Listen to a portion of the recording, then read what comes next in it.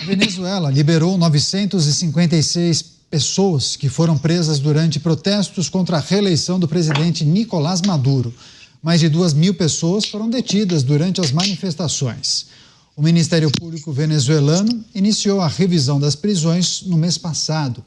Familiares e amigos dos detidos protestaram e fizeram vigílias por várias semanas pedindo a libertação antes do Natal.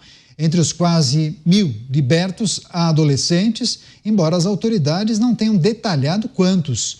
As mais de 2.400 pessoas presas nas horas seguintes à proclamação da vitória de Maduro para um terceiro mandato de 6 anos foram acusadas de terrorismo e incitação ao ódio e foram levadas a prisões de segurança máxima. Muitos foram presos sem ordem de captura, segundo familiares e ONGs, que também denunciam maus tratos e torturas. 3 dos detidos morreram sob custódia das autoridades. Familiares também reportaram tentativas de suicídio. Os protestos também deixaram 28 mortos e quase 200 feridos. Antes do Natal, Cristiano Beraldo, Venezuela libertando 956 pessoas após um mega protesto contra Nicolás Maduro. Situação delicada por lá, né? Mas, enfim, Maduro tenta imprimir e dar um caráter de um líder que se preocupa com a sua população, libertando quase 1.000 detidos antes do Natal.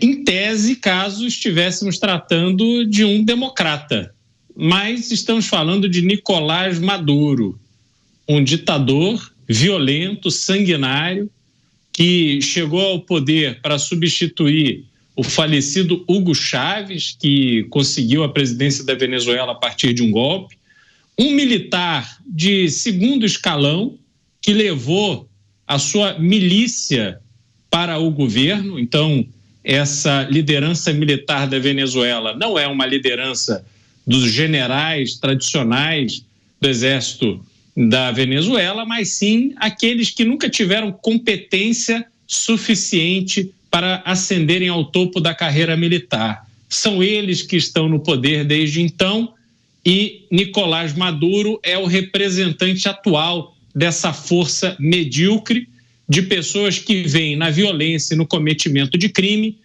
o caminho para se manterem no poder e enriquecerem. Essa ditadura venezuelana não tem nada a ver com ideologia. Não é que eles estão ali cumprindo preceitos ideológicos, acreditando que assim construirão a vida melhor para alguém que não para eles próprios.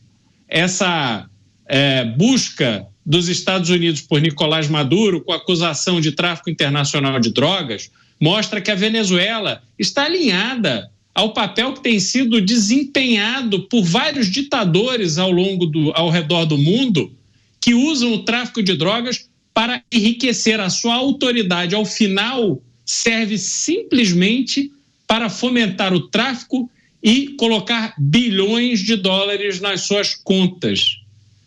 O que aconteceu agora com a liberação desses quase 1.000 detentos de forma injusta, que foram presos junto com outros mais de 1.000 que estavam protestando de forma legítima contra uma eleição fraudulenta, eu tenho certeza, Caniato, que estes saem da cadeia depois de passarem por um processo de terror, não apenas com tortura, mas também com terror psicológico, para que eles propaguem a ideia de que se mobilizar contra o regime autoritário de Nicolás Maduro não vale a pena. Pois é, você, Dávila, Venezuela libertando quase 1.000 detidos após um mega protesto que aconteceu na capital do país, Caracas, e também em outros municípios. Agora, a gente já analisou e trouxe a informação aqui por diversas vezes, né? Milhões de venezuelanos já deixaram o país, né? Fugiram do regime de Nicolás Maduro e muito possivelmente esses 1.000 que saíram da penitenciária vão se organizar, dar um jeito para deixar o país o quanto antes, né? Agora, você, por mais de uma vez, criticou o silêncio da comunidade internacional em relação a essa terrível administração de Nicolás Maduro, que não respeita absolutamente ninguém. O que a gente pode esperar? Tudo bem, muitos fazem uma projeção da chegada de Donald Trump à Casa Branca. Mas, por exemplo, países aqui da América do Sul poderiam se posicionar de outra maneira, né? Com certeza. Aliás, o único país que se posiciona da maneira adequada é a Argentina de Javier Milei. É a única que diz com todas as letras o que é Maduro. Maduro é um narcotraficante procurado internacionalmente. Se ele sair hoje da Venezuela, for para qualquer país, ele vai ser preso e vai ser condenado nas cortes americanas por tráfico de cocaína. É a pessoa que não respeita o processo legal, perdeu a eleição, usurpou a eleição, expulsou todo mundo, prendeu e agora vai assumir o poder. Terceiro, mais de 8 milhões de venezuelanos, 20% da população, deixou o país, Canhato. 20% da população é quase como se 40 milhões de brasileiros deixassem o Brasil porque não acredita mais no governo, acha que não dá mais para viver no país. Então, é um país que vem vivendo sob a miséria da ditadura bolivariana há muito tempo.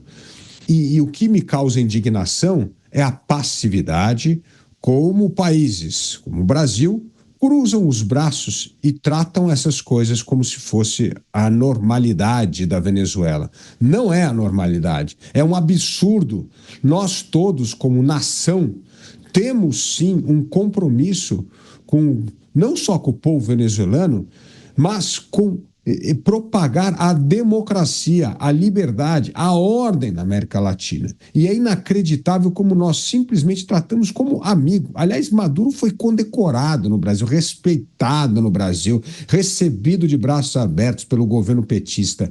É uma vergonha. Isso é, na verdade, um ataque ao povo venezuelano, que se sente sozinho. E aí, Canhato, nós precisamos lembrar de um grande diplomata americano que dizia uma coisa muito inteligente. Ele falava assim: todo regime ditatorial, alguma hora, ele apodrece por dentro e algo acontece. Então, o que os países da América do Sul poderiam ter feito é ajudado a acelerar o apodrecimento, porque é esse apodrecimento interno que vai criar a força para depor Maduro e restabelecer a ordem democrática na Venezuela, que já foi um dos países mais ricos e prósperos da América do Sul.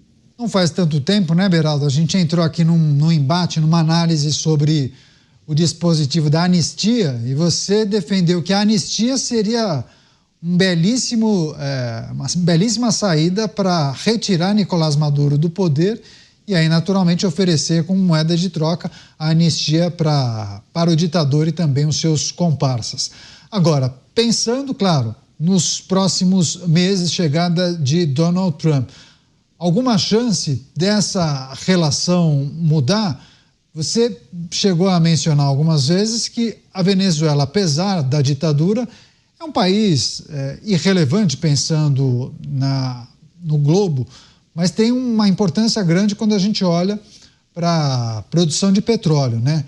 Mas o quanto isso motivaria ou estimularia Donald Trump a fazer algum tipo de movimento?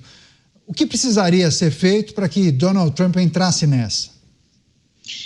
Tem alguns elementos que a gente precisa considerar, Canhato. Primeiro, que internamente a produção de petróleo da Venezuela ela está de baixíssima qualidade porque não houve investimentos. E aí fica claro que toda essa estrutura de poder de Nicolás Maduro fez uma aposta no narcotráfico, ao invés de fazer uma aposta na geração de riqueza a partir do petróleo tão abundante na Venezuela. Mas hoje o petróleo representa muito menos do que deveria para a economia venezuelana. E a Venezuela vive desses acordos que faz com a Rússia, com o Irã, com a China, e a sua relevância geopolítica está no fato de que acaba sendo um apoio para esses países que representam uma ameaça ou se contrapõem de alguma forma aos Estados Unidos. Então a Venezuela é um parceiro bastante próximo aos Estados Unidos no norte da América do Sul. Tirando isso, se a gente olhar essa reserva de petróleo da Venezuela, hoje, ela não é urgente. Explorar essa reserva de petróleo, ela não é urgente. Por quê? Porque há uma produção de petróleo muito grande no próprio Estados Unidos, em outras regiões do mundo, onde essa exploração de petróleo acontece de forma regular, normal, sem nenhum tipo de interferência autoritária ou criminosa, como acontece na Venezuela. Aos olhos de Donald Trump, me parece que Nicolás Maduro e a Venezuela representam um problema contido.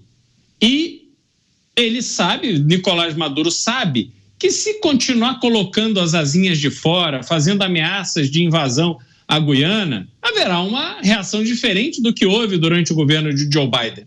E por isso acredito que ele vai mudar o seu discurso, vai ficar mais manso.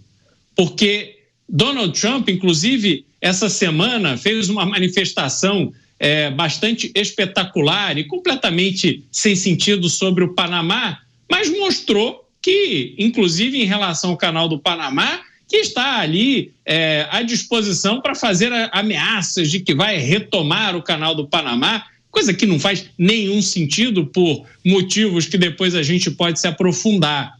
Então, Nicolás Maduro não quer atrair para si esse tipo de atenção dos Estados Unidos, porque se houver uma intenção dos Estados Unidos de conter algum tipo de ameaça que venha da Venezuela, claramente Nicolás Maduro não tem nenhuma chance de resistir. Só para fechar você, Dávila, então caminhamos para um período de um Nicolás Maduro paz e amor ou nem tanto, Dávila? Ah, Caniato, não sabemos qual é o próximo capítulo dessa novela. O que nós sabemos é o seguinte: esse apodrecimento interno que eu mencionei foi um grande diplomata americano, George Kennan, que escreveu num famoso telegrama que se chamava Longo Telegrama, né? E alguns países que esse apodrecimento aconteceu. Na Tunísia, no Egito e agora, recentemente, na Síria. Aconteceu que um dos ditadores mais ferozes que governa o país há tantas décadas desmorona. Então, no fundo, ditadores como Maduro têm pé de barro. E o que cabe à comunidade internacional é fomentar esses movimentos de resistência cívica para que esse pé de barro seja, de uma forma, derrubado o mais rápido possível. Mas o que nós fizemos? Cruzamos os braços, não apoiamos Edmundo Gonzalez e deixamos que Edmundo Gonzalez e as principais lideranças da oposição deixassem a Venezuela. E isso é perpetuar o drama da ditadura bolivariana. Por isso, cabe sim à comunidade internacional a fomentar esses movimentos internos para depor um ditador que já deveria ter caído há muito tempo. Claro que a gente vai seguir acompanhando e monitorando essa situação. Qualquer novidade em primeira mão aqui na Jovem Pan News.